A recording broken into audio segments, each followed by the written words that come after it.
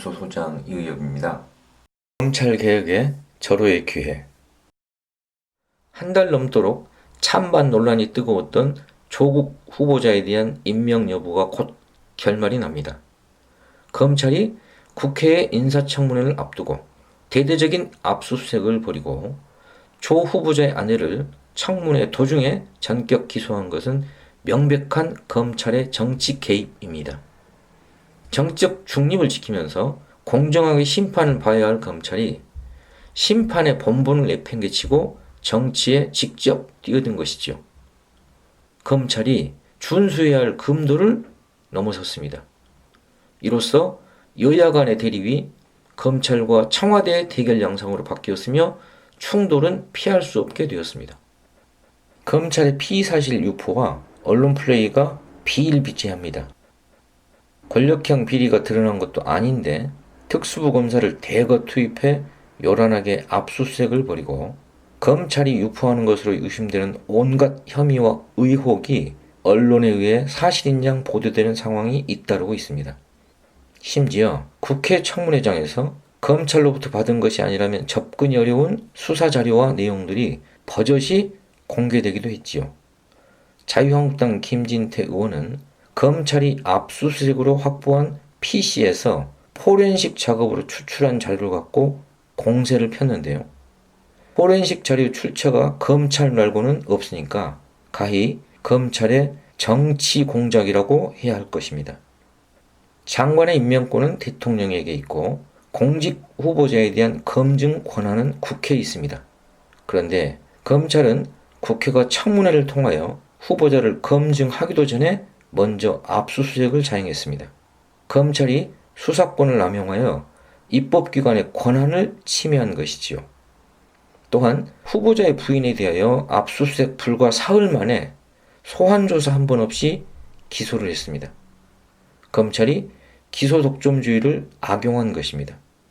나아가 검찰이 이처럼 수사권과 기소권을 오남용하여 공직 후보자 임명 과정에 개입하겠다고 나서는 것은 대통령의 인사권을 방해하는 행위입니다. 더구나 검찰이 자신의 상관인 법무부 장관의 임명에 관여하는 것은 항명의 다름 아니지요. 검찰은 개혁의 대상입니다.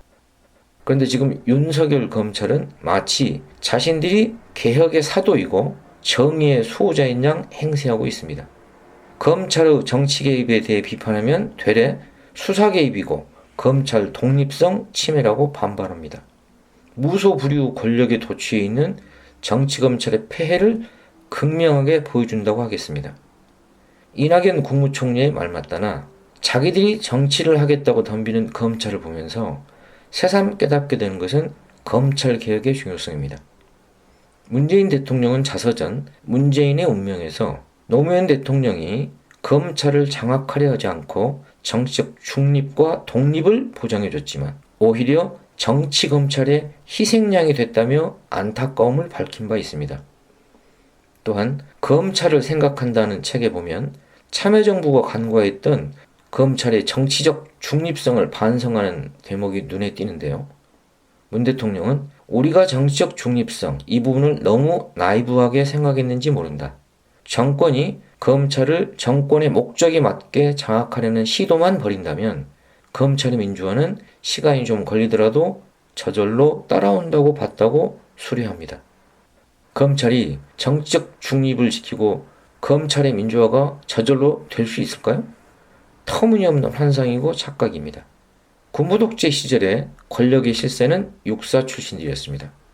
검찰은 권력 서열이 한참 낮은 힘없는 기관이었고 검사는 육사 출신이 장악한 중앙정보부의 지시를 받아 움직이는 하수인에 지나지 않았습니다.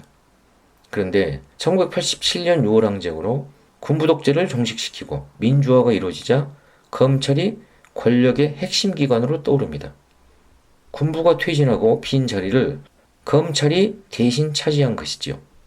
단임제 정부 안에서 정권은 유한하고 검찰은 무한하다는 말이 나올 정도입니다.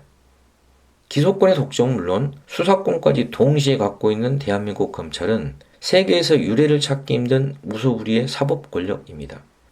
그래서 검찰에 과도하게 집중된 권한을 분산시키기 위하여 고위공직자 비리수사처법, 검경수사권 조정법안이 국회에 계류 중입니다.